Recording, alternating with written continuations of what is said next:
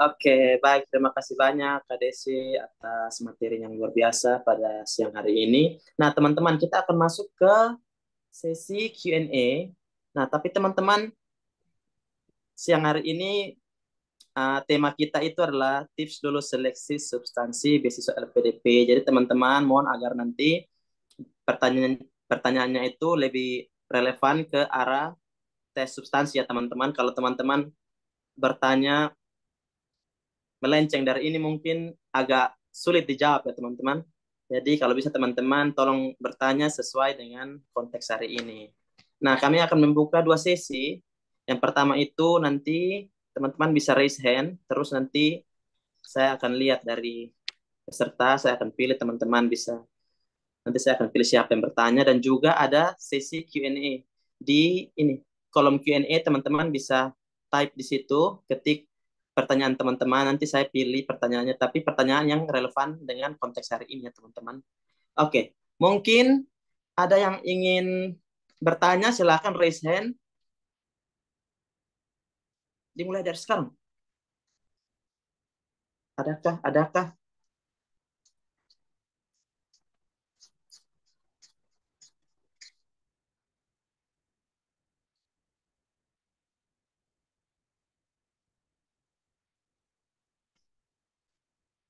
Halo teman-teman, adakah yang ingin bertanya? Silakan raise hand teman-teman. Oke, ada satu, dua, bentar. Gimana ini? Oke, yang pertama dari Kak Natasha. Kak Natasha silakan nyalakan mic, kalau bisa juga nyalakan video biar kita bisa lihat sama-sama Kak Natasha. Oke, terima kasih Kak. Sebelumnya mohon maaf aku nggak bisa on cam ya, Oh ya, Kak Stella. baik-baik. Mungkin mau bertanya Kak, khususnya bagi kakak-kakak yang dari jalur afirmasi ini. Nah, kalau kita ditanya bagaimana Anda dapat meyakinkan kami bahwa Anda akan kembali dan berkontribusi ke daerah Anda gitu kan. Misalnya tadi kakak dari Jayapura dan Kupang gitu kan. Terus mungkin ditanya, Anda yakin Anda nggak akan berkarir di Jawa yang mana fasilitasnya lebih banyak? Nah, kira-kira bagaimana ya Kak struktur atau contoh jawaban yang tepat dan bisa meyakinkan interviewers untuk pertanyaan ini? Makasih, Kak. Oke, baik. Terima kasih banyak Kak Natasha atas pertanyaannya. Nah, silakan mungkin dari Kak Delto atau Kak Desi mau langsung menjawab.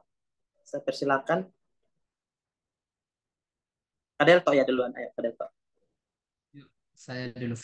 Nanti Kak Desi lengkap ya. Baik, yang bertanya Kak siapa ya Kak? Kak, Natasha. ya, Kak Natasha. Untuk pertanyaan itu waktu saya wawancara itu tidak ditanyakan sih, tapi berdasarkan mock up kan kita sering mock up ya, terus sering ditanyain itu, terus ditanyain apakah sudah ke Jawa, istilahnya kenal air Jawa gitu, apakah tidak pulang ke daerah timur lagi, karena kan secara fasilitas di Jawa lebih memadai ya dibandingkan daerah timur. Di situ kan kita bisa jawab ya bahwa saya berangkat ke Jawa ini karena adanya LPDP begitu. Jadi jika saya tidak pulang ya bagaimana saya bisa berterima kasih ke LPDP. Saya harus pulang untuk membangun daerah timur gitu karena kan daerah timur bergantung pada kita putra-putri dari sana ya. Dan di situ juga integritas kita sedang diuji sih. Kan nilai-nilai LPDP itu kan salah satu integritas ya.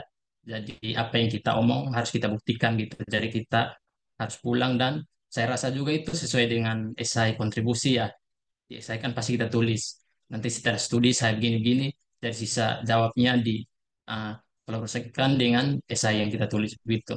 Mungkin Kak Desi bisa lengkapi. Oke, terima kasih Kak Delto. Halo Kak Natasha, saya ingin coba menjawab ya. Jadi ketika pada saat nanti ditanyakan oleh interviewernya nanti, saya juga sama seperti Kak Delto, tidak ditanyakan tentang hal itu. Karena mungkin memang mereka tahu bahwa kita dari daerah afirmasi, jadi pasti kita memiliki hati yang besar sekali untuk kembali ke daerahnya kita. Tapi mungkin hal-hal itu akan menjadi pertanyaan mungkin di kemudian hari kepada orang yang berbeda, tapi mungkin jawaban saya juga tidak jauh-jauh beda dengan Kak Delto bahwa tetap kita pegang teguh maksudnya nilai-nilai dari LPDP itu benar kata Kak Delto tadi integritas kita apa yang kita ucapkan itu selaras dengan apa yang kita lakukan. Jadi Kak Natasha nanti bisa kemas dengan singkat mungkin bahwa saya mengambil program beasiswa ini karena saya tahu eh, daerah saya butuh butuh butuh ilmu yang saya miliki. Jadi saya akan kembali lagi ke daerah saya, meskipun di luar sana nanti saya mendapatkan banyak peluang-peluang kerja yang mungkin lebih baik lagi, mungkin agak lebih baik dari di daerah saya, tapi saya akan kembali lagi untuk kembali membangun daerah saya. Mungkin seperti itu jawabannya. Jadi benar-benar harus fokus, kita harus tahu kita pergi untuk siapa dan kita pulang lagi untuk siapa. Mungkin itu aja sih singkatnya. Tapi harus dikemas dengan bahasa yang lebih prepare lagi. Karena kita pribadi juga misalnya karena nggak ada pertanyaan itu, jadi kita belum bisa membagikan lebih ini lagi. Terima kasih. Oke, baik. Terima kasih Kak Natasha. Nah, apakah Kak Dwi dan Kak Isan juga pernah punya pengalaman serupa Kak ditanyakan? Pulang tidak, maksudnya ke ini ke Kak Isan ya. Pulang tidak, mengabdi tidak nanti. Mungkin Kak Isan pernah begitu. Baik, terima kasih. Untuk saya pribadi sebenarnya tidak kemarin ya, waktu di tahap 2 kemarin, kebetulan memang tidak ditanyakan hal tersebut. Apakah setelah dari luar negeri akan pulang begitu? Tidak. Tapi em, mereka lebih menanyakan langsung seperti potensi karir apa yang kemudian bisa diperoleh dari ini. Kalau dari saya pribadi, sebenarnya waktu itu ditanyakan terkait potensi karir itu saya jawab salah satunya adalah konsultan gitu. Kemudian saya ada pertanyaan lanjutannya terkait apa rencana ke depannya. Maka saya jelaskan jangka pendek apa, jangka menengah apa, jangka panjang apa seperti itu. Jadi tidak ada yang secara eksplisit ditanyakan bagaimana integritas saya, kontribusi saya nanti apakah saya akan pulang itu sama saya tidak ditanyakan. Tapi itu hanya kasus untuk saya pribadi ya. Mungkin kalau kasus lain itu bisa juga berbeda ataupun sama gitu. Oke, baik. Terima kasih banyak. Ya memang karena setiap interviewer itu punya pertanyaannya yang mungkin beda-beda. Jadi ada yang dapat pertanyaan itu, ada pun yang tidak. Mungkin Kak Natasha ada pertanyaan lanjutan atau mungkin sudah senang dengan jawaban dari teman-teman. Sudah sangat terjawab. Makasih ya Kak, Kak sangat membantu. Terima kasih Kak. Oke, selanjutnya Kak Budi Setiawan. Silakan Kak Budi. Iya, terima kasih Kak. Mohon maaf sebelumnya juga tidak bisa on cam juga karena sinyalnya agak sedikit parah di sini. Terkait dengan ini Kak, mungkin bisa lebih didetailkan terkait dengan keluarga tadi. Jadi kalau misalnya kita sudah menikah dan berkeluarga gitu kan, kalau misalnya ditanyakan apakah membawa keluarga atau tidak, itu bagaimana kita menjawabnya? Apakah sebenarnya ada pertanyaan lanjutan atau seperti apa? Atau maksudnya apa sih yang ingin dicari tahu oleh interviewernya gitu terkait dengan kenapa sih harus membawa keluarga atau tidak membawa keluarga. Kemudian yang kedua kalau boleh Kak, ini terkait sebetulnya saya sudah mendapatkan LOA unconditional dari University of Glasgow sebenarnya. Nah, mungkin saya pengen ini sama Kakak Ihsan tadi ya yang dari luar juga tadi mungkin bisa bisa share nggak Kak kira-kira selama study abroad tadi tekanan atau pressure apa atau tantangan apa sih yang dihadapin saat di luar tuh Kak? Biar saya juga ada gambaran sebenarnya kalau ditanyain gimana nih cara ngatasin masalah-masalah yang ada di sana. Soalnya kan saya belum pernah keluar negeri juga gitu. Jadi mungkin bisa di-share pengalamannya Kak. Mungkin itu Kak. Terima kasih.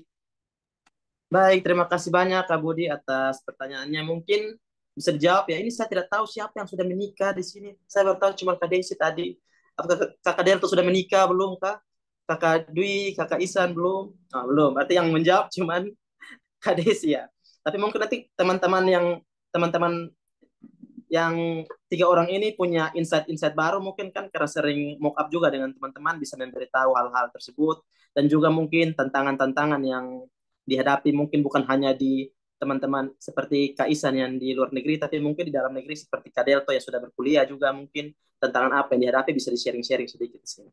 Oke, terima kasih. Mungkin kita mulai dari Kak Desi dulu ya.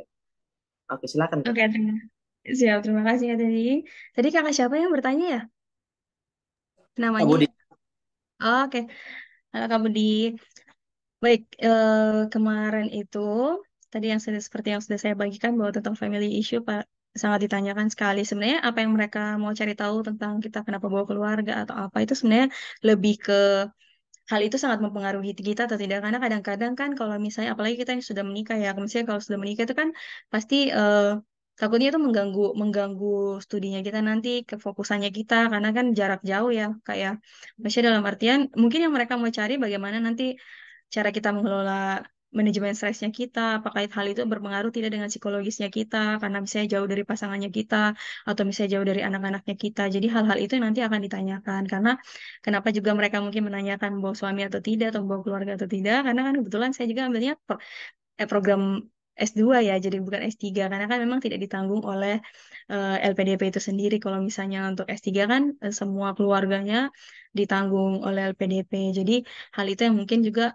akan yang mereka mau tahu bahwa manusia ketika bawa itu nanti apa esensinya tuh manusia ke kitanya itu nanti akan akan persiapannya kita untuk membawa pasangan itu udah ada belum? Pasti mereka kan sudah tahu bahwa kita, oh nanti ke sana itu sudah mempelajari belum kalau misalnya kita mau bawa pasangan tuh hal-hal apa saja yang harus dipersiapkan, misalnya kepengurusan visa dan lain-lain, atau misalnya dana-dana terpendam yang harus sudah disiapkan itu benar-benar kemarin juga saya lumayan ditanya tentang hal itu. Jadi ketika mereka mungkin tanya ketika bawa keluarga itu, apalagi yang untuk S2 kan kadang-kadang kan mungkin kebanyakan yang sudah menikah pun tetap berangkat sendiri juga ya, karena kan sudah tahu bahwa pasangan kita tidak ditanggung juga oleh LPDP. Jadi ini apalagi ini tujuannya ke luar negeri, pasti banyak sekali pengeluaran yang harus dipersiapkan. Itu bagaimana kesiapannya kita.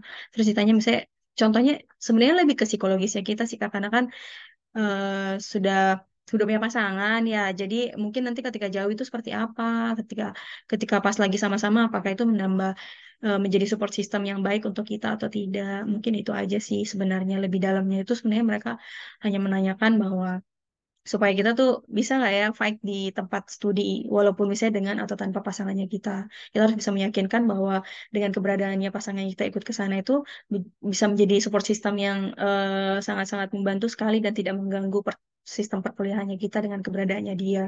Begitu juga dengan dia jauh. Kalaupun memang nanti nggak tembus visanya misalnya ke kota studinya kita di luar negeri sana, ya oke, yakinkan kepada interviewernya bahwa kita itu tidak akan terpengaruh juga dengan hal itu. Maksudnya tetap kuat, maksudnya tetap bisa menjalani studinya sampai selesai gitu sih. Mungkin saya menjawab yang pertanyaan pertama yang selanjutnya boleh ke Kak Ihsan atau Kak Dwi ya? Sudah menjawab belum ya Kak Budi ya? Mungkin lebih ke psikologisnya kita aja sih yang mau ditanya, yang mau Iya Kak. didalamin. Oke. Iya, iya. Nah, Jadi lebih ke kemampuan adaptasi kita nanti ya, kesiapan kita kalau bawa keluarga atau tidak gitu seperti apa gitu ya. benar-benar dengan persiapannya kita juga kan, karena kalau misalnya yang ambil S2 kan memang betul-betul biaya sendiri semuanya keluarganya. Gitu aja sih kesiapannya kita. Ya, siap dok. Ya, oke. Oke. Baik, terima kasih Kak Desi. Mungkin dari Kakak Delto, Kakak Dwi, atau Kak Isan ada insight-insight tentang berhubungan dengan pertanyaan tentang keluarga mungkin, walaupun belum ini kita mungkin ada sedikit hal yang tahu tentang ini. Tidak ada. Oke, mungkin lanjut mungkin ke Kak Isan ya. Tadi pertanyaan tentang itu yang Kak Budi tanya. Oke, ya terima kasih Kak Budi untuk pertanyaannya. Di pertanyaan cukup bagus ya. Ini kalau boleh tahu tadi Kak Budi LOA kondisionalnya di universitas mana? Glasgow Kak, University of Glasgow. Glasgow, UK Glasgow. ya berarti. Oh, Ya, oh. ya, ya. Oke, Ya, Glasgow, betul. UK. Salah satu challenge-nya ini adalah yang pertama, seperti yang tadi sebenarnya saya sebutkan juga ya di presentasi saya, itu adalah lokasinya. Satu lokasinya, dua kemudian studinya, dan yang ketiga adalah terkait keluarga. Saya coba dari yang ketiga dulu ya. Yang ketiga tadi keluarga, sepertinya Kak Budi concern dengan apakah nanti bisa bawa keluarga atau tidak. Itu sebenarnya sudah suatu challenge sendiri yang nanti Kak Budi harus persiapkan. Mau seperti apa? Itu tadi challenge gitu ya. Dan tadi sudah dijelaskan oleh Kak Desi seperti apa jawabannya, seperti apa solusinya. Begitu. Itu challenge tersendiri. Bagaimana kita kemudian harus berhubungan dengan keluarga. Oh, kemudian kalau harus remote, maka mau seperti apa untuk tetap menjalin keluarga? Apakah akan mengadakan Zoom meeting seperti ini setiap minggunya? Ataukah calling WA setiap hari? Ataukah hanya sekedar chat? Nah, itu didiskusikan dengan keluarga ya. Kemudian saya akan ke poin yang pertama, yaitu adalah Glasgow sendiri. Kita sendiri tahu Glasgow itu di Inggris cukup utara ya. Di sana musimnya ada 4 musim. Bagaimana Kak Budi kemudian men-tackle musim itu? Itu juga bisa ditanyakan. Sudah terbiasa belum dengan iklim 4 musim gitu? Kalaupun belum terbiasa, bagaimana akan membiasakan diri? Karena itu sekalipun kita merasa di Indonesia, oh saya siap nih, tiba-tiba sampai sana kadang shock juga gitu, culture shock itu tetap ada. Nah itu harus dipersiapkan. Itu salah satu challenge-nya yang ada ketika kuliah kuliah di luar negeri adalah culture shock-nya. Kemudian orang Glasgow sendiri, ya mungkin mereka memang berbicara tetap berbahasa Inggris ya, tetapi orang Glasgow sendiri juga mengenal istilah yang namanya Glasgowian, yang artinya seperti aksen atau lo ada logatnya sendiri begitu. Itu bisa diutarakan juga bahwa oh mereka punya aksen Inggris tersendiri, mereka punya logat sendiri yang itu bisa menjadi challenge. Tetapi saya bisa overcoming dengan cara saya belajar, saya cukup adaptif, saya sudah pernah belajar dan tinggal di daerah di luar daerah saya gitu. Saya seperti itu. Kemudian yang poin selanjutnya adalah terkait kuliah ya. Karena sistem perkuliahan di Inggris tentunya berbeda dengan di Indonesia, maka dari itu perlu adjustment sendiri terhadap perkuliahan. Bagaimana kemudian kita kontak dosen, bagaimana sistem perkuliahan karena ini kalau master berarti kan kemungkinan besar 1 tahun, sangat berbeda dengan di Indonesia. Kemudian output yang nanti harus dikeluarkan itu juga berbeda. Nah itu eh, cara adaptasinya, strateginya sepertinya seperti apa gitu. Apakah dengan sudah mempelajari dulu materinya, apakah dengan sudah berkonsultasi dengan dosen, itu bisa bermacam-macam, tergantung apa strategi yang Kak Budi sudah tempuh sejauh ini. Tapi poinnya 3 itu, culture, education, family. Itu yang umumnya dijumpai ketika kuliah di luar negeri gitu. Apakah sudah menjawab Kak Budi? Ya, siap Kak, sudah. Terima kasih banyak. Oke, terima kasih banyak Kakak. Mungkin Kakak Dwi juga mau menambahkan mungkin challenge yang dihadapi selama berkuliah mungkin. Belum Kak, karena untuk saya sendiri belum apa namanya belum berangkat kuliah, jadi Oh, belum eh, tantangan apa yang belum yang akan saya dapat nanti belum paham gitu. baik Kak. Mungkin Kak Dwi sudah dengar dari Kak Isan tantangan-tantangannya sedikit. Mungkin dari Kakak Delto sudah masuk semester 2. Mungkin adakah tantangan yang di awal masuk perkuliahan mungkin sedikit untuk teman-teman sekalian di sini. Ya, saya izin jawab ya. Ini berkaitan dengan pertanyaan Mas Budi tadi. Kalau itu untuk yang sudah berkeluarga, untuk yang belum berkeluarga bagaimana ya? Karena saat wawancara itu saya mendapatkan pertanyaan yang sama. Saat itu ditanya, apakah saat ini sudah punya pasangan gitu? Terus saya bilang belum. Terus kata pewawancaranya, jika sudah sampai tempat studi dan ya misalnya mendapatkan pacar atau jodoh begitu, apa yang akan dilakukan? Jadi ya saat itu saya menjawab bahwa ya fokus saya kuliah meskipun ya kita membutuhkan support system gitu.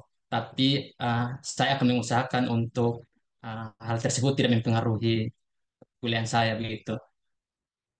Dan untuk pertanyaan itu pasti akan ditanyakan sih untuk teman-teman yang belum berkeluarga, lagi studinya jauh gitu. Cukup Kak dari saya gitu.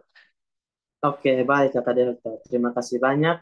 Nah, Kak Budi apakah sudah sangat menjawab pertanyaan dari Kak Budi? Iya, iya, sudah Kak, sudah Ya, baik. banyak. Tinggal Ya, merangkai kata-katanya lagi ini. baik. Terima kasih banyak, Kak. Ya, Oke, lanjut dari Kak Satrio mungkin. Kak Satrio Rizky, silakan Kakak. Baik, makasih Kak. Sebelumnya saya izin bertanya. Selamat siang sebelumnya pada para narasumber, Kak Teddy dan teman-teman sekalian. Saya mau bertanya sebelumnya apakah dari kakak-kakak narasumber ini mencoba seleksi beasiswa LDP-nya itu dalam sekali percobaan ataukah pernah mengalami ketidakberhasilan sebelumnya gitu ya? Karena terus terang saya pernah mencoba di batch 2 tahun 2023 dan belum berhasil gitu ya. Dan juga yang saya hadapi kebetulan lebih kurang sama lah dengan apa yang disampaikan dari kakak-kakak narasumber tadi. Tapi yang saya bingung sepertinya waktu itu saya sudah menjawab dengan jawaban yang sarankan atau dijadikan masukan jawaban dari kakak-kakak narasumber tadi dan belum berhasil gitu ya. Nah, tipsnya apakah eh, sebetulnya yang ingin saya tanyakan tipsnya sebetulnya apa hal-hal apa yang perlu saya perhatikan lagi supaya saya bisa bisa lulus di tahapan kali ini, di tahapan batch ini. Mungkin itu saja ya. Eh, Kakak narasumber, terima kasih. Selamat siang. Oke, baik. Terima kasih banyak Kak Satrio atas pertanyaannya. Ya, mungkin kita langsung saja ya menjawab pertanyaan dari Kak Satrio. Mungkin dari Kak Dwi dulu mungkin. Silakan Kak Dwi. Ya, terima kasih Kak Teddy. Untuk saya sendiri kemarin itu percobaan yang kedua, Kak. Jadi yang pertama saya gagal di tes bakat skolastik, kurang 5 poin dari passing grade-nya 150, saya dapat 145. Kemudian di tahap 2 saya perbaiki lagi, terus kemudian akhirnya lulus di seleksi bakat skolastik, kemudian masuk ke substansi.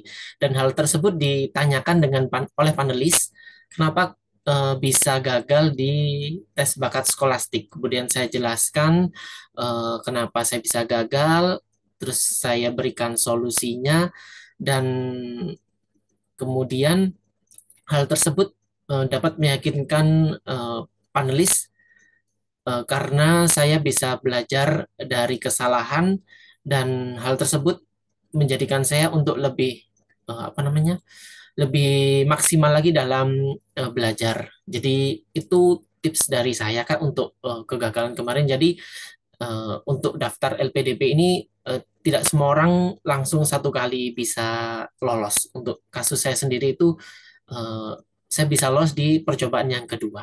Begitu Kak. Oke, baik. Terima kasih Kak Dwi. Mungkin dari Kak Desi ada yang mau disampaikan juga untuk. Oke, baik. Terima kasih Kak Teddy. Baik Kak Satrio, saya ingin coba menjawab ya pertanyaan dari Kakak. Jadi kemarin itu, puji Tuhan, tes pertama kali kemarin yang tahap 2 tahun 2023 lewat afirmasi jalur putra-putri Papua, kemudian bisa tembus. Cuman untuk seperti yang Kak Satrio ini, sebenarnya untuk yang kakak, jika kakak tanyakan misalnya apa yang kira-kira bisa dirubah atau misalnya tips apa lagi yang mungkin ada yang kurang yang kakak ini, sebenarnya yang lebih tahu sebenarnya interviewernya kakak ya, maksudnya bagian LPDP yang ini. Tapi mungkin kurang lebihnya ya sama seperti yang tadi sudah kita sampaikan. Jadi mungkin yang lebih kakak pelajari lebih dalam lagi tuh esainya kakak, dan maksudnya kakak tahu jelas bahwa apa yang, jadi tipsnya itu sebenarnya simpel saja. Kontribusi apa yang sudah kakak lakukan saat ini, kemudian tujuan kakak mau kemana, terus kemudian kontribusi ke depannya itu apa.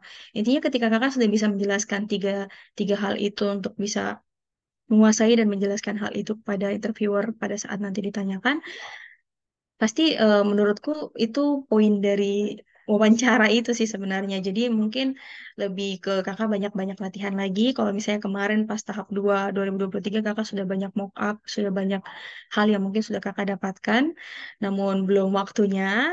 Tapi saya yakin pasti nanti di tahap yang ini ketika kakak sudah usaha semaksimal mungkin, pasti nanti hal baik juga akan datang ke kakak.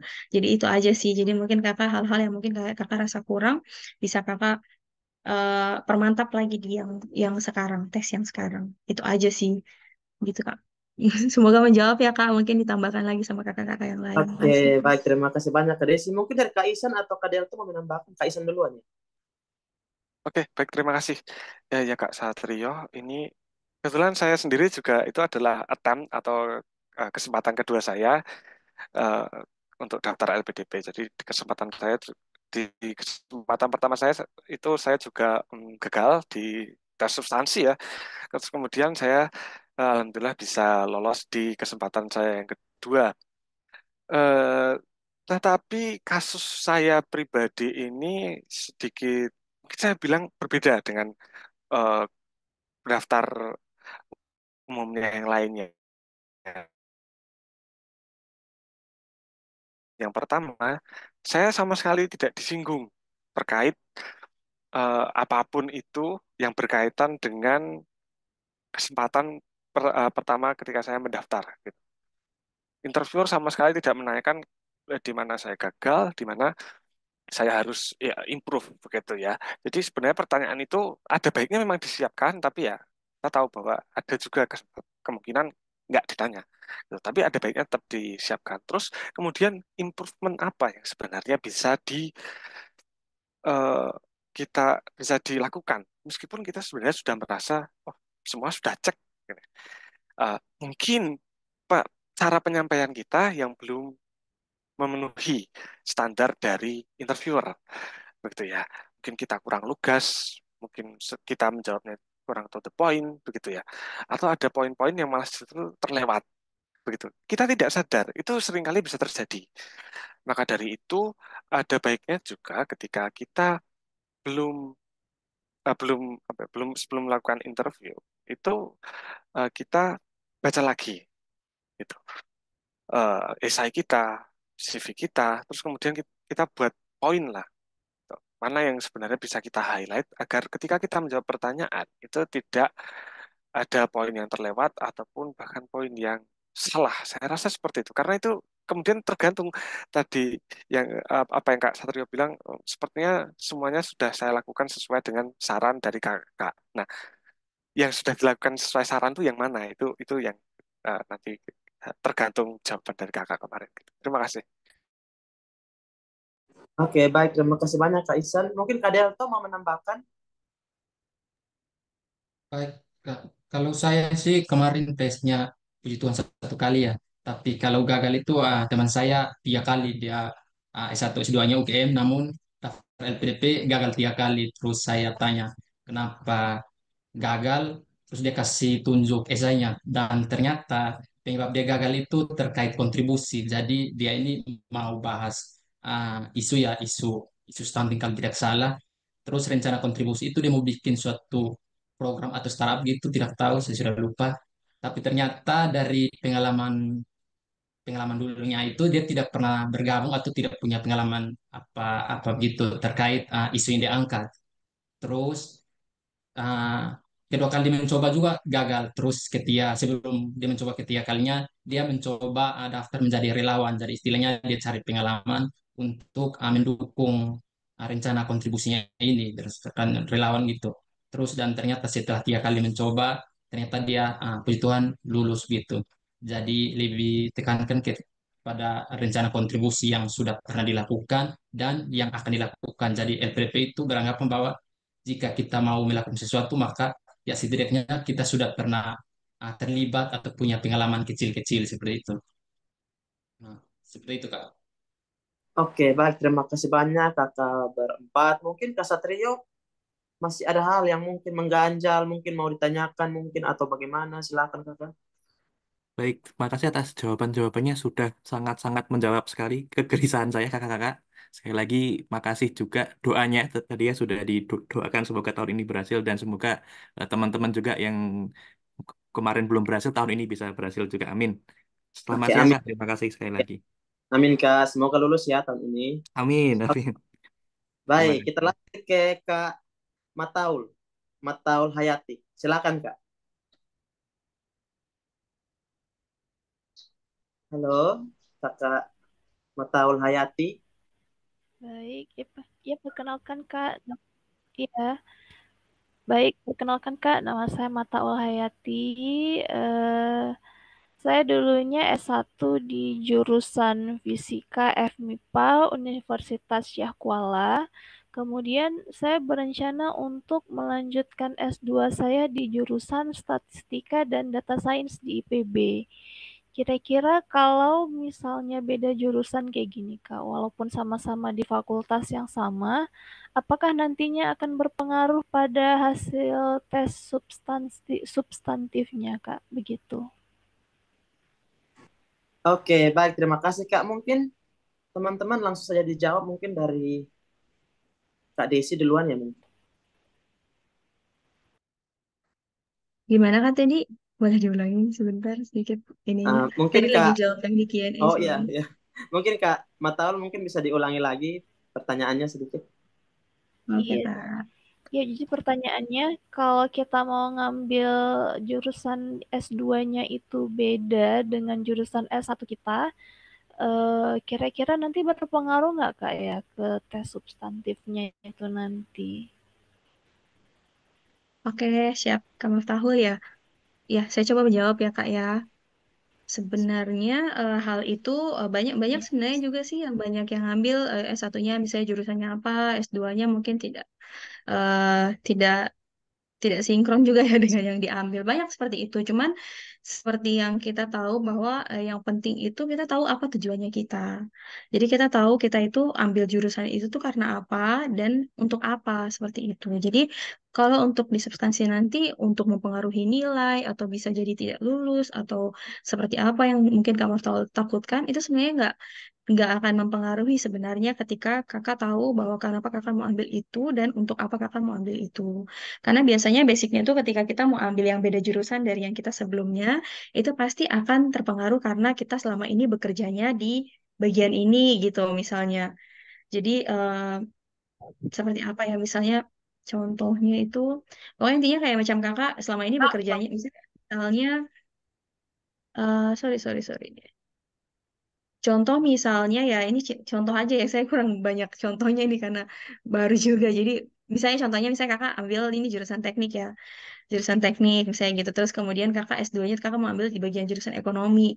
Tapi mungkin karena basicnya bahwa kakak selama ini walaupun kakak lulusan teknik dan kemudian kakak selama ini bekerjanya mungkin di bank atau misalnya di bagian-bagian yang bekerja di perekonomian lah gitu. Terus kakak jadi tertarik nih untuk mengambil bagian ekonomi, kakak bisa sinkronkan, bisa kasih tarik garis merahnya kakak kenapa mengambil itu karena kakak rasa di tempat kakak itu membutuhkan hal itu gitu-gitu. Jadi kayak macam kakak yang penting ketika di substansi nanti itu kakak menguasai alasan kenapa kakak ambil itu dan tujuannya itu untuk apa. Itu pasti clear kok sebenarnya karena tidak perlu harus sama terus kita S1 S2-nya itu sama. Yang penting kita tahu apa yang kita ambil dan untuk apa kita ambil itu.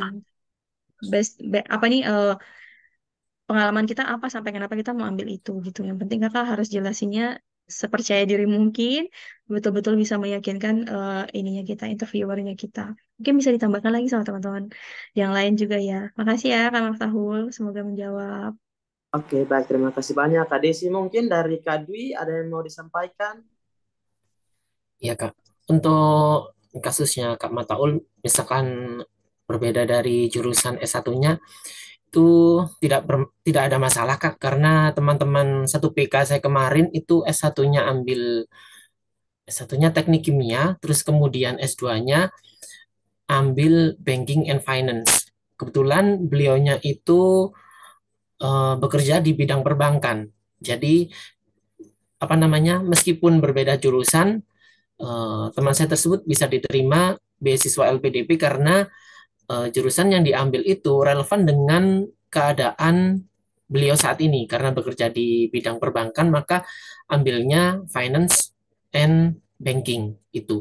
Jadi kuatkan kenapa Kak Mataul ambil di jurusan statistik tersebut, kaitkan dengan pekerjaan kakak saat ini, terus kemudian mungkin kontribusi dulu yang pernah dilakukan itu apa. Jadi hal tersebut bisa menguatkan jawaban dan bisa meyakinkan panelis untuk memilih kakak. Begitu, Kak. Terima kasih. Oke, baik. Terima kasih. Mungkin Kak Isan ada yang mau disampaikan? Ya, apa yang ingin saya sampaikan sebenarnya sama dengan apa yang telah disampaikan oleh Kak Desi dan Kak Dwi adalah saya percaya Kak Mataul sudah memiliki pengalaman di bidang data science. Fokuskan pada itu saja, gitu. Kita berbicara dan bermain di pengalaman Kak Mataul di bagian data science, begitu.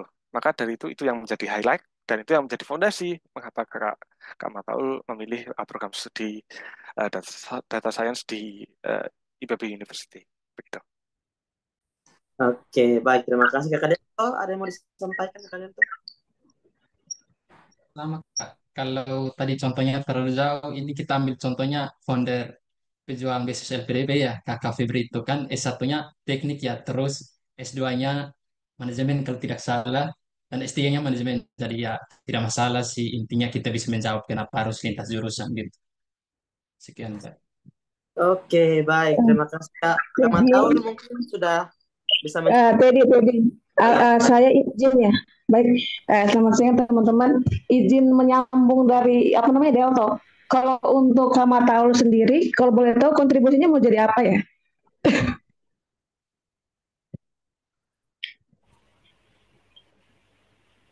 Iya Kak, gimana?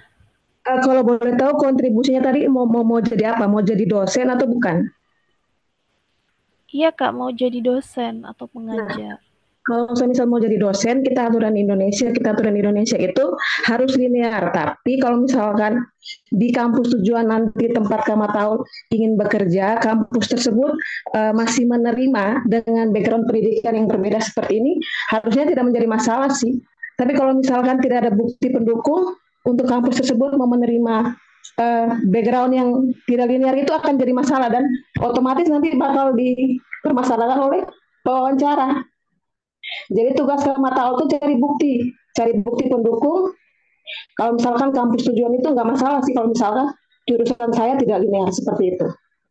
Soalnya dosen itu harus linear. Kalau saya kan S1 sama S2 beda, tapi S2 dan S3-nya sama. Jadi itu tidak masalah. Kayak gitu.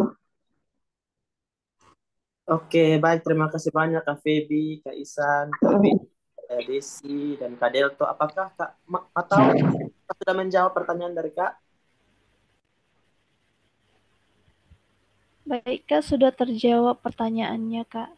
Oke, baik. Terima kasih Kak. Nah, sekarang Kak Devita. Silakan Kak Devita. Halo, selamat siang semuanya. Hai, saya perkenalkan diri dulu. Nama saya Devita Meia Rangga. Saya sebenarnya mau bertanya buat Kakak Desi ya. Kebetulan saya juga ingin perjuangan afirmasi dari putra-putri Papua. Nah, D3 di Politeknik Negeri Lok Semawe, Aceh Utara. S1-nya saya melanjutkan di Universitas Muhammadiyah. Ini tujuan saya, alhamdulillah saya udah semester 3, mungkin 1 tahun lagi selesai.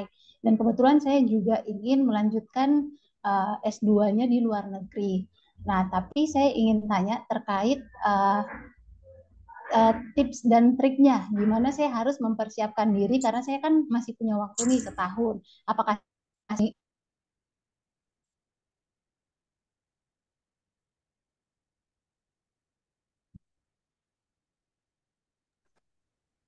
Halo, Kak Devita. Oke, Kak Devita sepertinya mengalami gangguan koneksi ya teman-teman. Halo, Kak. Halo.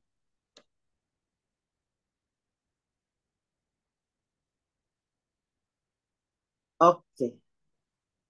Kak Devita mungkin mengalami gangguan koneksi ya teman-teman. Jadi mungkin nanti setelah ini kalau Kak Devita nanti koneksinya sudah bagus, kita nanti Kak Desi bisa menjawabnya tentang tips trik mungkin mempersiapkan diri untuk beasiswa Putra Putri Papua. Oke, kita lanjut ke Kak Fani. Silakan Kak Fani. Baik, terima kasih Kakak atas kesempatan yang berikan kepada saya, Kak. Kak, izin bertanya, saya nih saat ini kan ambil LPDP bagian targeted, dan saya juga adalah seorang retaker. Saya pernah kalah di gelombang 2 tahun lalu. Yang saya mau tanyakan di sini, Kak, kalau misalnya ditanya mengenai tentang penelitian, itu apa yang harus saya jawab ya Kak? Karena sampai sejauh ini saya belum pernah melakukan suatu penelitian, dan saya juga sampai saat ini masih masih belum ada dapat ide untuk topik penelitian saya.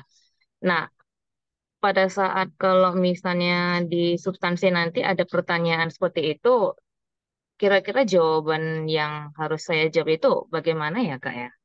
Terima kasih Kak. Oke, baik. Terima kasih banyak Kak Fani. Nah, sebelum teman-teman menjawab, mungkin ada teman-teman yang ingin bertanya melalui kolom Q&A, bisa juga type di situ nanti setelah sesi tanya jawab ini, saya akan memilih beberapa pertanyaan untuk dijawab oleh teman-teman. Oke, mungkin pertanyaan dari Kak Fani mungkin bisa dijawab oleh teman-teman, mungkin dari Kak Isan dulu ya. Silakan Kak Isan. Baik, terima kasih. Jadi ini kasusnya ketika ditanya pertanyaan, apakah sudah pernah melakukan penelitian, tapi sebenarnya kita belum pernah publikasi gitu ya, semacamnya. Eh, Kalau boleh tahu, sebelumnya pernah apa ya, semacam melakukan tugas atau praktikum begitu pernah atau tidak ya? Iya, pernah. Kalau seperti Nah, itu pernah. pernah. Nah, ajukan saja. Saya pernah melakukan, saya belum pernah melakukan penelitian yang kemudian membuahkan publikasi, namun saya pernah belajar untuk meneliti melalui praktikum saya atau melalui proyek saya atau melalui tugas di perkuliahan saya. Kalau memang hanya ada seperti itu, kita jawab genuine saja bahwa memang kondisinya adalah apa yang kita punya adalah eh, laporan-laporan praktikum itu, begitu. Ya, lah dari situ tetap berarti harus difokuskan pada apa yang kemudian bisa kita pelajari dari laporan praktikum maupun tugas-tugas itu. Bukan terkait substansi laporan praktikum dan tugasnya, tapi lebih terkait bagaimana kemudian kita telah improve atau meningkatkan kapasitas tata tulis kita, begitu ya. Saya juga percaya bahwa sebelumnya sudah pernah mengerjakan skripsi kan. Nah, skripsi itu kan juga sebenarnya sebuah penelitian begitu ya. Nah, itu kita kita keluarkan saja apa yang kita pelajari dari skripsi kita, bagaimana kemudian kita berjuang di skripsi kita, dan bagaimana hasil dari skripsi kita itu bisa kita presentasikan. Ada interviewer begitu. Jadi itu sebenarnya juga sebuah penelitian gitu ya. Nah, sekiranya menjawab tidak? Oke, baik. Terima kasih banyak Kak Isan. Mungkin dari Kak Dwi ada yang mau disampaikan? Terima kasih untuk Kak Teddy. Untuk kasus saya kemarin juga sama karena saya belum pernah publikasi penelitian. Jadi saya menjawabnya itu saya pernah melakukan penelitian untuk skripsi saya dulu. Namun secara publikasi belum saya publikasikan di jurnal karena masih untuk publikasi secara kampus saja. Jadi itu bisa dijadikan jawaban Kak untuk ketika ditanya masalah publikasi. Terus biasanya juga akan ditanya apakah pernah menerbitkan buku, bisa novel atau apa, itu juga bisa disertakan kalau ada. Kalau belum pernah, ya bilang saja Kak belum pernah gitu. Tapi jangan khawatir, pasti para panelis akan paham kok. Tapi siapkan jawaban untuk penelitian yang akan digunakan nanti apa. Itu harus disiapkan juga supaya nanti panelis yakin bahwa kita benar-benar siap untuk melanjutkan pendidikan ke jenjang yang lebih tinggi meskipun kita belum pernah melakukan publikasi. Begitu, Kak. Terima kasih. Oke, terima kasih banyak Kak Dwi. Mungkin dari Kak Delto ada yang mau disampaikan juga? Kalau saya sama Kak, waktu kemarin wawancara itu ya dapat pertanyaan yang sama. Apakah Mas pernah melakukan penelitian atau publikasi gitu? Terus saya bilang ya pernah skripsi. Terus di counter tuh, bukankah skripsi itu wajib ya untuk semua?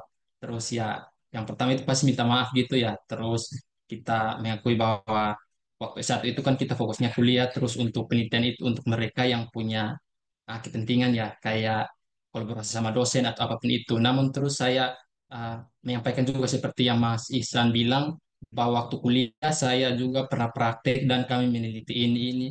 Terus saya ceritakan itu terus mereka kayak kepo kan wawancara LPDP itu kepo ya. Terus hasilnya bagaimana saya cerita tuh begini-begini terus mereka kayak ngangguk kepala gitu. Jadi saya beranggapan bahwa oh bisa diterima. Kan. Oke, terima kasih banyak Kak Delto. Mungkin dari Kak Desi ada yang mau disampaikan?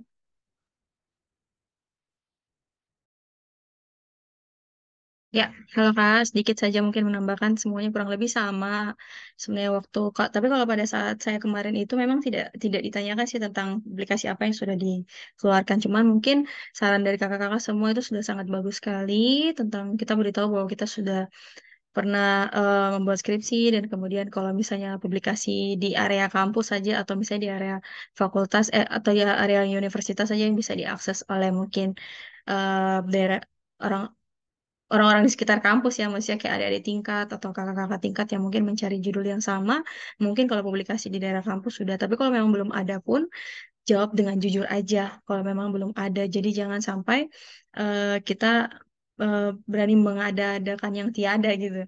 Jadi intinya sejujur-jujurnya aja supaya maksudnya oh ya mereka juga tahu bahwa oh ya memang belum sampai ke sana. Oke, nggak apa-apa, tapi minimal minimal sekali seperti yang tadi sudah saya bagikan juga dalam presentasi saya. Minimal setidaknya judul aja lah, judul atau enggak bagian apa yang mungkin kira-kira mau diambil gitu. Kalau misalnya bagiannya Saya kemarin contoh aja karena rencana mengambil Master of Public Health dan spesialisasinya lebih ke epidemiologi penyakit infeksi. Saya ingin lebih mendalami penyakit infeksi khususnya di bagian HIV dan AIDS. Itu yang saya beritahu bahwa judul penelitian saya mungkin akan berputar di area situ. Tapi memang jujur langsung minta maaf dari awal kalau memang belum menyiapkan dari A sampai Z-nya, hanya tahu saja tujuannya pengen ambil apa. Nggak apa-apa. Pasti bisa diterima sih. Oke, terima kasih.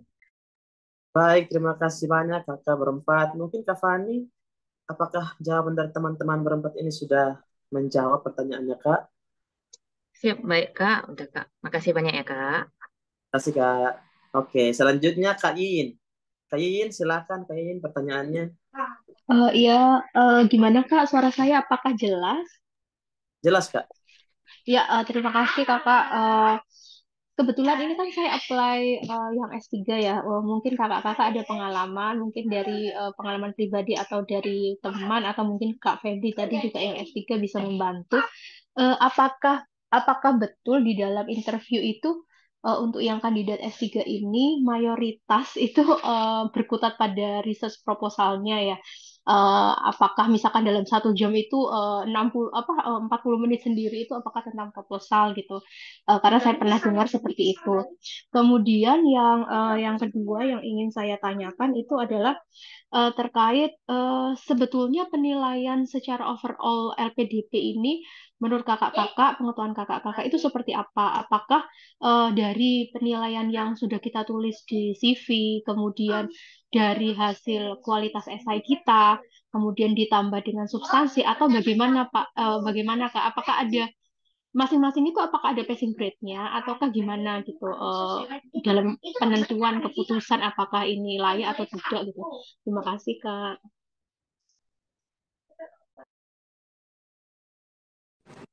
Oke, baik. Terima kasih banyak Kak Iin. Mungkin kita langsung saja jawab ya teman-teman, karena ini waktunya sudah sangat lama. Kita webinar pada hari ini sudah hampir 3 jam, sudah diingatkan juga oleh Kak Febi. Nah, mungkin Kak Isan atau Kak Dwi atau Kak Desi atau Kak Delta mau menjawab, silakan langsung nyalakan mic. Kak Delta ya mungkin, Kak Delta silakan. Atau Kak Dwi sudah nyalakan mic, silakan Kak Dwi. Iya Kak. Ini kemarin pengalaman teman saya yang mengambil S3, beliaunya menyatakan bahwa untuk mengambil S3 itu hampir kebanyakan dibahas di sekitar proposal riset, karena di S3 sendiri nanti kan kebanyakan kita melakukan riset. Jadi pasti akan dikulik banyak di situ. Terus masalah tentang metode penelitian, terus supervisor, terus kemudian lagi gimana ya? Kurang lebih seperti itulah Kak, yang berdasarkan pengalaman teman saya. Begitu Kak, mungkin bisa membantu menjawab pertanyaannya. Terima kasih. Oke, mungkin satu lagi dari Kak Delta ya. Kak Delta mau menjawab, silakan Kak. Ya, kalau penilaian itu kan sudah saya tampilkan di slide awal tadi ya Kak. Berdasarkan info yang beredar itu penilaian bukan untuk menentukan kita lulus LPDP itu bukan cuma wawancara ya, tapi katanya ada esai, kemudian yang nilai TBS kita itu diakumulasi. Tapi kalau untuk penilaian transparannya bagaimana itu kan ya wewenang LPDP ya mereka tidak pernah kasih tahu ini berapa persen kita tidak tahu, tapi berdasarkan info yang beredar itu ya untuk lulus LPDP bukan cuma wawancara tapi berdasarkan semua. Jadi esai juga termasuk komponen penilaian. Gitu. Oke, baik. Terima Terima kasih kasih banyak banyak Kak Kak. Delta. Kak Iin, apakah sudah menjawab pertanyaan? Iya Kak, terima kasih banyak sudah Baik. tercerahkan. Oke, terima kasih Kak. Silakan Kak Lutfi Febrian. Silakan langsung pertanyaannya. Ya, waktu dan kesempatannya tadi nyambung sama pertanyaannya Kak Mataul. Tapi izin mau nanyanya sama Kak Febrianti ya. Kan beliau memang berpengalamannya di bagian dosen. Kak Febri, nama saya Pipi, kenalin saya dari Kalimantan Timur, dari Kota Timur. S1 saya di Bandung, manajemen bisnis. S2 saya di Samarinda, bagian komunikasi. Nah, rencana S3 saya tuh balik lagi ke Bandung, ke Pajajaran, ngambilnya komunikasi lagi. Karena saat saya diminta sebagai dosen, Mbak Pipi, kalau bisa nanti S3-nya harus linier, biar naik pangkatnya cepat, bilang. Jadi dosennya, jadi rektor, jadi dekan gitu. Karena kalau misalnya Mbak Pipi nanti S3-nya ngambil lagi yang lain, naik jabatannya susah. Terus aja jadi dosen ngajar aja nggak naik-naik jabatan. Kan kemarin Pipi rencananya ngambil di UPI, Pendidikan Umum dan Karakter. Nah, kalau kalau pendidikan umum dan karakter kan seenggaknya kita tahu, kan kita ngajar nih di kelas, kita harus tahu murid kita gimana, kita harus pendidikan kayak gimana, ngadepin anak sebanyak itu di kelas kayak gimana. Pendapat kakak tuh gimana ya? Kebanyakan orang itu ngelarang Pipi, nggak, jangan, jangan, jangan gitu, linear aja, linear aja. Tapi kan hidup tuh berkelanjutan, bukan cuma tentang ngajar, bukan cuma tentang ngedosenin gitu. Pendapat kakak gimana ya? Pipi bingung ngambil S3-nya apa. Pengennya yang Oke, UPI itu. oke, baik. Kasih, Mungkin langsung aja Kak kasih Feby, Kak. mungkin langsung. Oke, oke, baik, thank you. Apa S2 sama S3-nya sama ya, Mbak ya? Rencananya maunya beda, tapi disuruhnya sama, Kak. Tidak, maksudnya yang daftar LPDP ini untuk esainya, terus untuk jurusan yang dipilih, S2 dan S3-nya sama kan ya? Iya, udah punya LOE di Pajajaran malah. Komunikasi. Ya, baik. Jadi gini, di sini gini, tujuannya Mbak Vivi itu kan kita LPDP, kita penerima beasiswa LPDP itu kan dikasih beasiswa LPDP tujuannya untuk kehidupan masyarakat ya, bukan untuk karir pribadinya kita. Memang tidak munafik, kita semua yang lanjut studi ini kan pasti untuk jenjang karir yang jelas. Nah, kalau misalkan mau lanjut studi dengan beasiswa LPDP, otomatis kontribusinya untuk masyarakat. Masalah karir nanti tujuan akhir mau jadi rektor kayak mau jadi apa tuh urusan belakang. Terus kalau misalkan Mbak Lutfi lanjut studinya ini mau ngambil komunikasi, tujuannya untuk apa dulu? Tujuannya untuk apa? Apakah di kampusnya Mbak Lutfi itu ada kebutuhan untuk tenaga tersebut? Kan otomatis kan Mbak lanjut kan pasti ada alasannya. Tidak asal milih aja jurusan tersebut. Nah itu Mbak harus tunjukkan strong point-nya di situ. Mengenai untuk tujuan Mbak nanti mau jenjang karirnya bagaimana itu jangan sampai ditonjolkan. Karena ketika kita jadi penerima beasiswa LPDP ya, kita ini untuk masyarakat Indonesia, bukan untuk pribadi kita sendiri atau untuk keluarga kita sendiri. Meskipun tidak munafik, kita semua yang lanjut ya pasti untuk karirnya kita. Tapi itu jangan sampai ditonjolkan. Seperti itu. Saya punya teman, dia S1, S2, dan S3-nya tuh beda. Tapi yang bersangkutan udah jadi dosen. Nah itu enak kalau misalkan udah jadi dosen, karena dia bisa tunjukkan bukti kalau memang saat ini kampus saya atau prodi saya membutuhkan ilmu seperti ini, jadi saya harus lanjut. Nah itu enak. Tapi kalau misalkan yang sama sekali belum jadi dosen, terus tiba-tiba muncul S1-nya beda, S2-nya beda, S3-nya beda, nah itu akan jadi masalah. Tidak jadi masalah kalau misalkan Mbak tunjukkan bukti kalau memang ini kampus, ini prodi, memang butuh saya seperti itu. Kayak gitu. Jadi Mbak harus mantapkan niat Mbak seperti apa, karena itu akan nanti digoreng satu wawancara, apalagi S3 ya. Seperti itu. Makasih, Kak. Baik, Ya, terima kasih sama-sama. Feby. Kak Lutfi, sudahkah menjawab pertanyaan?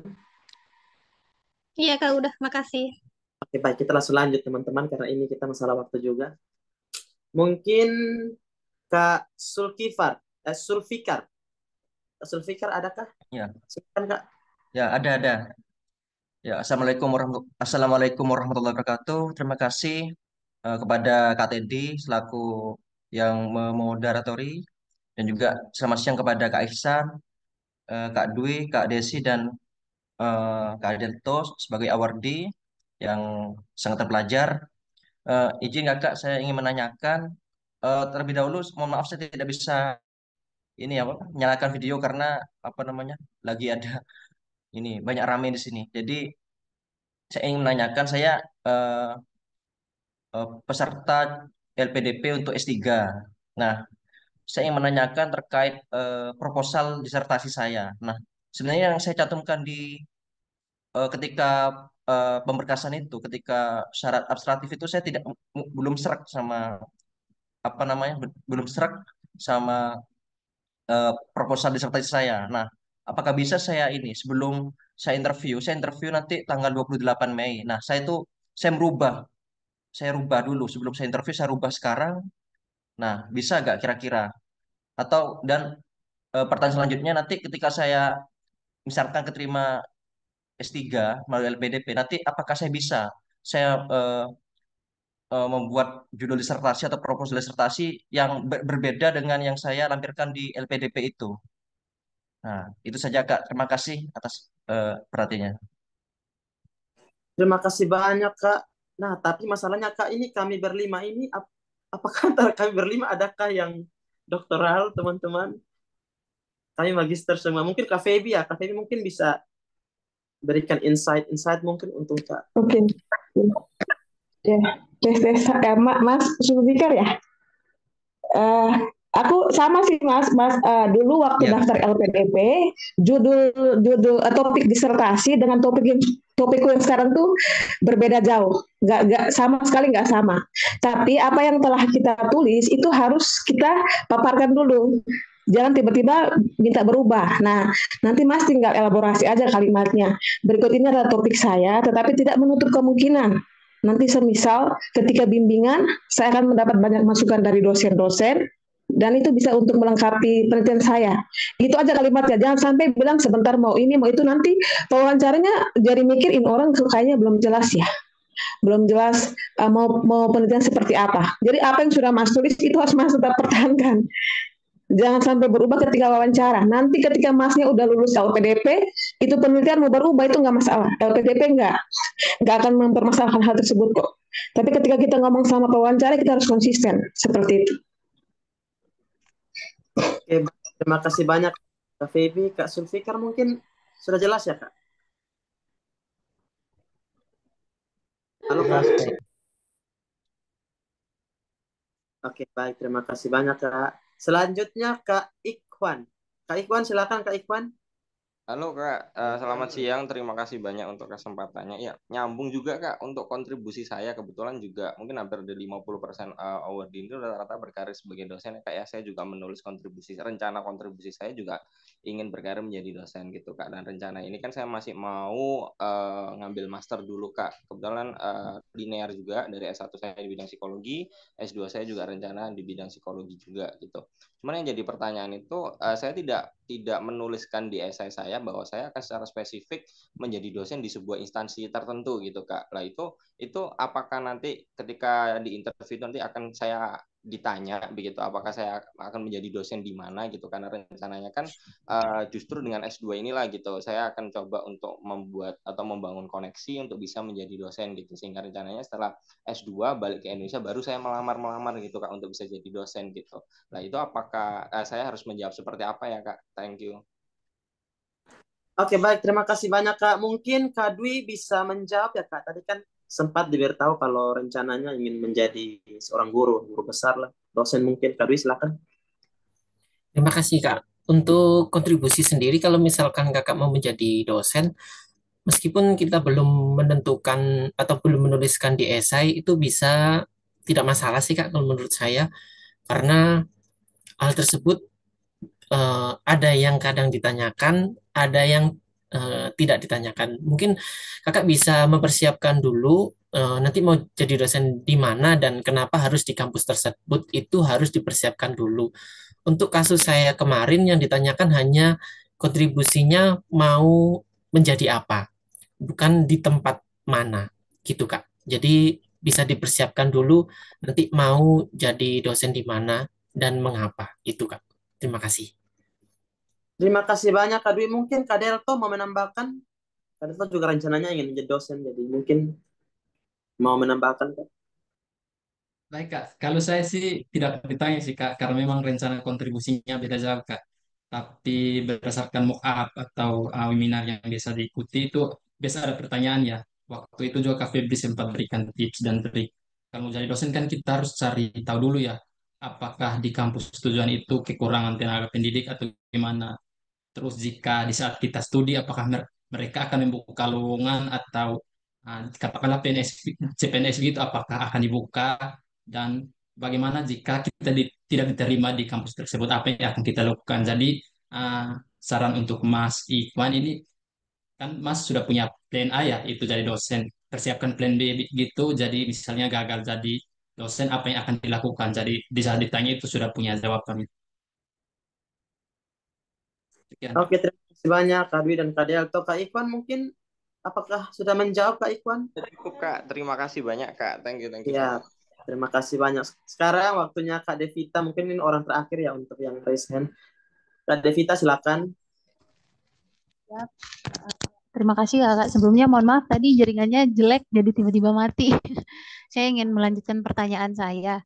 Nah ini untuk saya kan insya Allah 1 tahun lagi ingin berjuang untuk beasiswa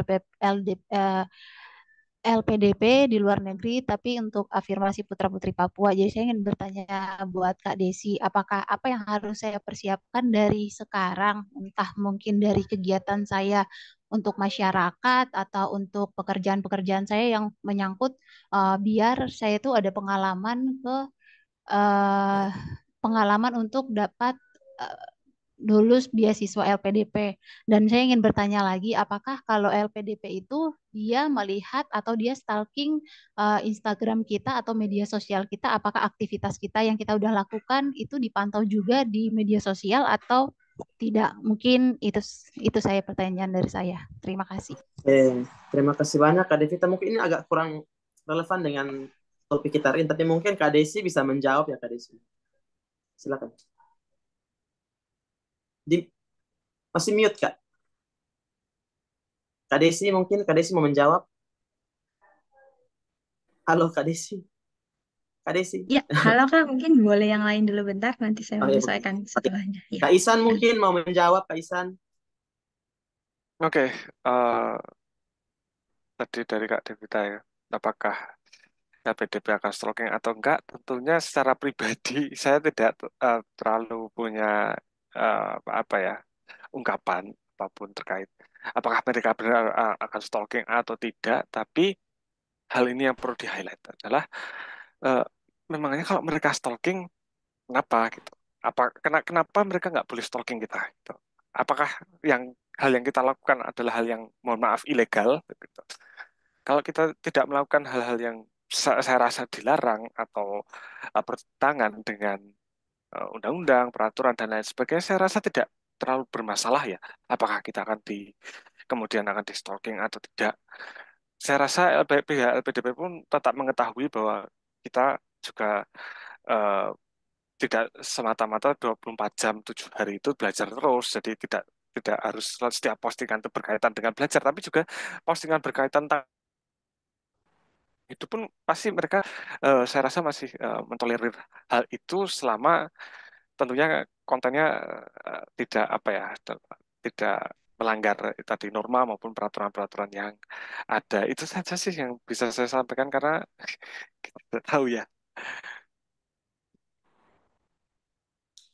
Oke, baik. Terima kasih. Mungkin Kak Desi yang menambahkan, ini yang terakhir ya teman-teman, kita sudah tutup sesi tanya jawab untuk yang raise hand teman-teman. Dan mohon maaf, kita sudah terlalu lama meetingnya hari ini. Jadi mungkin Kak Desi mau menambahkan atau tidak?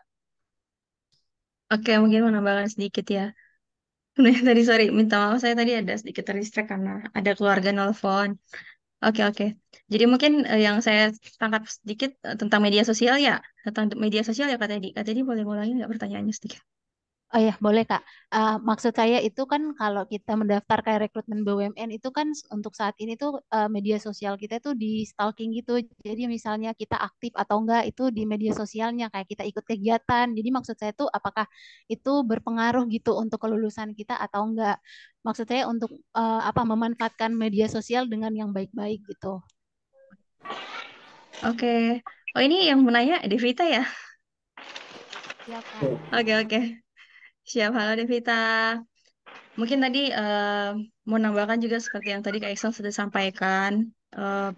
Untuk media sosial sebenarnya mungkin isu-isunya sih sebenarnya kalau yang saya kemarin pas mempelajari sebenarnya diperhatikan. Cuman mungkin bukan konten-kontennya kita memang harus yang memang konten-konten yang udah bagus-bagus banget, nggak, sebenarnya cuman sekedar tahu aja kayaknya. Isu-isunya kemarin pada saat saya tes sih sebenarnya kayak katanya seperti begitu juga, memang diperhatikan media sosialnya. Tapi untuk menjadi penentu atau tidaknya itu tentu tidak, karena yang menentukan ya pasti dari tiga tiga tiga tes itu, administrasi, TBS dan substansi. Jadi untuk kita media sosial kita juga menentukan nanti buat mereka jadi tidak mau menerima kita itu tidak. Mungkin salah satunya dan kemudian mereka semua semua interviewer atau misalnya tim-tim LPDP khusus nyari-nyari media sosialnya kita juga kayaknya saya rasa tidak terlalu. Jadi seperti yang tadi Kak Iksan sampaikan ya nggak apa-apa. Maksudnya kalau mereka mau datang ke media sosialnya kita ya oke, kalau nggak juga ya oke gitu. Monggo gitu. Tapi mungkin menjawab sedikit tentang Kak Devita tadi ya Kak Teddy, karena kan sempat terputus ya.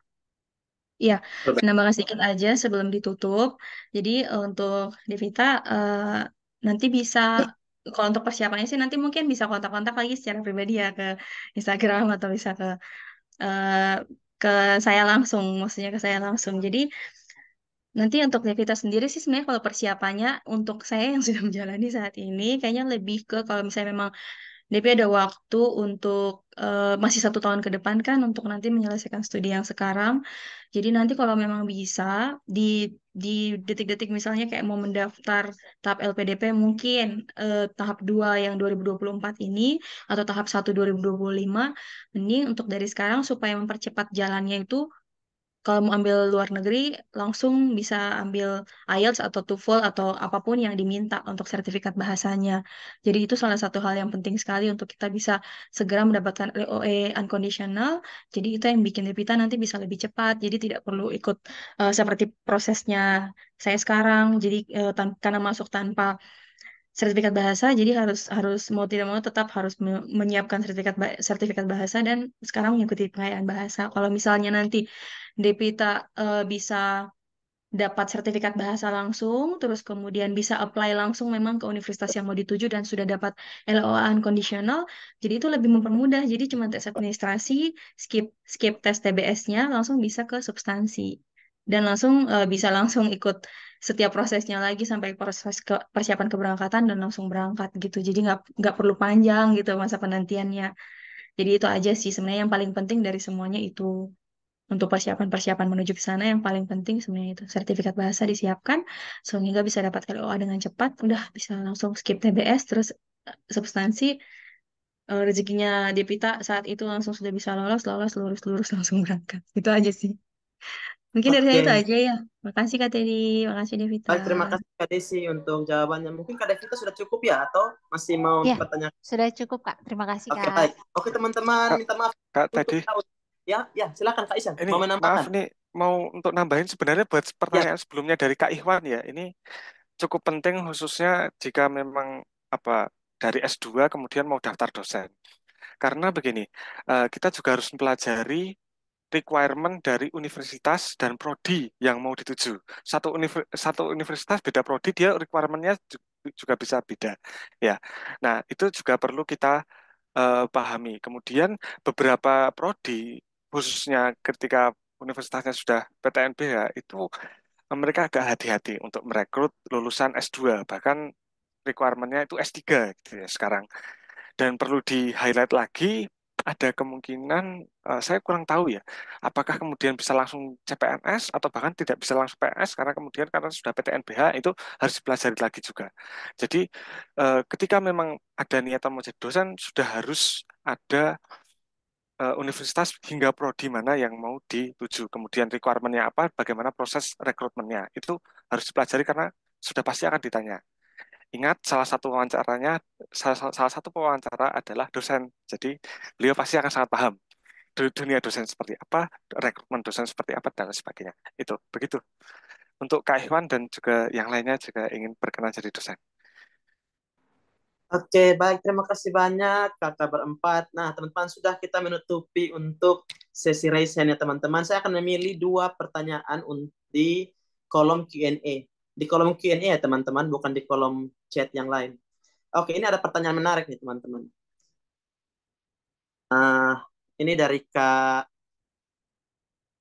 Anis. Mohon sarannya Kak, bagaimana tips dari kakak-kakak pribadi untuk menghadapi rasa nervous saat wawancara?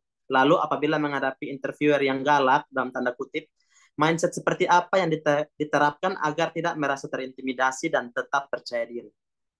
Oke, mungkin dari Kakak Dwi dulu ya. Kakak Dwi dulu mungkin mau menjawab. Ya, terima kasih Kak. Untuk saya sendiri kemarin alhamdulillahnya mendapatkan interviewer yang baik dan tidak mengintimidasi. Tapi untuk saran saya, dari awal pembukaan itu kakak sudah menyambut interviewer tersebut. Jadi untuk kasus saya kemarin ketika interviewer masuk ke Zoom, saya ucapkan selamat pagi, selamat datang Bapak Ibu gitu. Terus akhirnya dari situ si interviewernya langsung cair. Bukan seharusnya masnya yang menyambut saya, kita eh, terlebih baik itu kita yang menyambut masnya gitu. Jadi dari apa eh, pernyataan tersebut bisa mencairkan suasana, Kak. Jadi itu adalah salah satu tipsnya Kakak kalau mau wawancaranya cair. Jadi bisa disambut dulu interviewernya ketika mulai memasuki ruang Zoom. Itu, Kak. Terima kasih. Baik, terima kasih banyak Kak Dwi. Mungkin dari Kak Delto ada yang mau disampaikan? Ya, Kak, kalau menghadapi interviewer yang galak itu saya dapat ya waktu kemarin wawancara itu dari ketiga wawancara salah satu galak itu saya feeling itu sepertinya psikologis. Jadi dia itu berusaha untuk menjatuhkan mental kita. Jadi dari awal sampai akhir itu mukanya jutek sekali. Waktu saya jawab itu saya sempat memberikan apa ya lelucon gitu beliau nggak tertawa juga. Jadi tetap jutek. Pas akhir saya minta terima kasih terus mention beliau gitu sebut beliau mohon maaf jika menyinggung beliau ternyata akhirnya beliau ketawa gitu. Jadi ya kembali ke kitanya apa yang akan kita lakukan untuk menghadapi orang jutek seperti itu. Sebenarnya tidak masalah sih mereka jutek itu kan mereka milik kita ya. Ya tidak usah peduli, tetap jawab saja begitu. Ya enggak? Oke, baik. Terima kasih banyak Kak Delto. Mungkin dari Kak Isan ada mau menyampaikan? Ya, kuncinya dua kata yang tadi saya sudah sampaikan di presentasi ada resilience and perseverance. Itu bisa didapat dari kita sering mock up ya. Dengan kita sering mock up, apalagi kalau kebetulan teman mock up kita ini baik hati, dia galak gitu. Jadi kita udah biasa eh, berinteraksi dengan interviewer yang dia juga galak, gitu. Maka kita akan tahu sebatas apa kita bisa menekan diri kita. Terus kemudian kita juga eh, beranggapan bahwa interviewer itu sebenarnya hanya penasaran dengan diri kita saja. Jadi, oh mungkin ya dia hanya penasaran saja. So, kita jawab flat, datar, tapi netral, tapi tetap sesuai dengan suasananya, begitu ya. Jangan terus kemudian kita ikut galak, tapi kita tetap bisa mengendalikan diri kita sendiri. Itu memang perlu latihan ya, saya rasa begitu. Baik, terima kasih banyak Kak Isan. Mungkin dari Kak Desi terakhir, apakah ada yang mau disampaikan? Oke, terima kasih Kak Teddy. Untuk Kak Anis, ini pasti terjadi kan untuk setiap kita yang mungkin sedang menjalani interview apapun, bukan LPDP aja, pasti nervous ya. Tapi mungkin saran dari saya, ketika sudah ada di Zoom atau ketika sudah mau masuk Zoom, itu Kak Anis bisa tarik napas panjang. Terus langsung menciptakan bahwa suasana ini tuh arenanya Kak Anies sendiri gitu loh.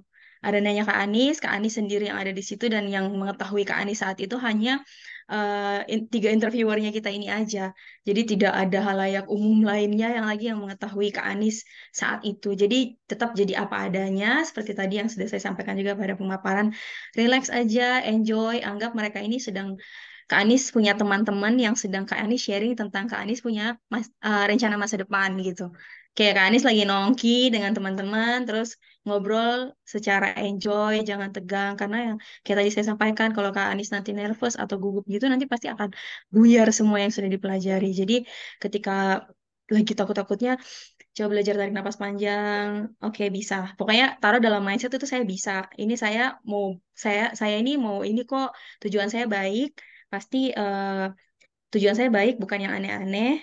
Jadi pasti yang interviewer ini juga pasti bisa paham bahwa tujuan saya tuh ya untuk berkontribusi untuk Indonesia. Jadi pokoknya punya mindset itu kayak oke oke baik semuanya baik. Jadi jangan yang galak itu Kak Anies jadi kayak menjadi Kak Anies tuh kayak Kak Anies tuh jadi kayak macam down begitu karena kaget kalau misalnya punya yang galak ya penting nggak apa-apa tinggal ke Anies ini aja orang-orang ini tuh baik kok misalnya interviewernya ini baik mereka kayak gitu cuman karena lagi ngetes kita aja gitu aja yang penting relax enjoy terus kuasai arena kuasai arena maksudnya di daerah sini cuman ke Anies doang sama mereka jadi mereka pasti bisa paham apa yang ke Anies ini yang penting jangan gugup mungkin itu aja sih Terima kasih. Oke, baik. Terima kasih teman-teman. Teman-teman, saya rasa sudah 3 jam teman-teman webinar kita pada hari ini. Jadi mungkin jika teman-teman punya pertanyaan lebih, mungkin bisa langsung DM ke para pemateri hari ini. Mau bertanya silakan teman-teman, pastinya akan dijawab. Dan juga kami dari Forum Basis Pejuang LPDP mengucapkan banyak terima kasih untuk teman-teman semua yang sudah hadir pada hari ini. Dan juga kepada keempat pemateri kita, ada Kak Isan, ada Kak Dwi, ada Kak Desi, ada Kak Delto. Kami sangat berterima kasih untuk kehadiran kakak di sini. Nah, sebelum kita mengakhiri sesi kita pada hari ini, kita akan melakukan foto bersama atau screenshot. Jadi teman-teman kalau bisa mengaktifkan videonya, mungkin teman-teman bisa mengaktifkan video agar kita bisa screenshot. Mungkin Kak Feby sudah siap untuk screenshot? Kak Akbar yang screenshot. Kak Akbar screenshot ya, Kak Akbar. Oke, Kak Akbar sudah siap screenshot? Oke, saya hitung ya. 1, 2. Slide 1, 2, 3. Oke, sudah. Slide kedua. 1, 2, 3. Slide ketiga. 1, 2, 3. Slide keempat. 1, 2, 3. Slide kelima ada kah? Cukup. 3 aja. Cukup. Oke, cukup. Oke, baik. Terima kasih teman-teman. Teman-teman jangan lupa tetap pantangin IG dari Pejuang Beasiswa LPDP karena setelah ini mungkin akan ada pengumuman untuk sesi mock up ya teman-teman yang nanti mau mock up bisa mendaftarkan diri agar ke depan teman-teman dapat difasilitasi untuk mock up interview. Itu saja, salam Pejuang Beasiswa LPDP. Bye-bye semua. Halo. Bye-bye. Bye, terima kasih semuanya. Thank you ya. Terima kasih semua. Terima kasih. Ya, halo. Terima kasih. Bye-bye. Terima kasih, Kak. Ya. Terima kasih Delto, Mas Dwi, Desi, Isan, Teddy, Kak Akbar. Izin live ya. Thank you, Mas semua. Sama-sama, makasih juga. Thank you semua. Maaf tidak 3 jam. Iya, mari kita live bestie. Jaya.